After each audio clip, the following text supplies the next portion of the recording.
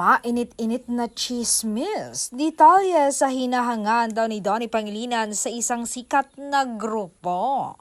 Hindi pala si Aya ang hinahangaan niya, kundi si Colette daw. Yan ang hirit ng netizen.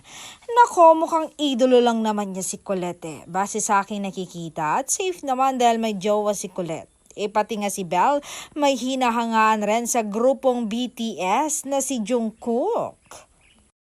Normal lang naman yon. Madami na nga ring video edited sa iba't ibang social media platform. Ito nga, panoorin nyo ang kanilang video compilation.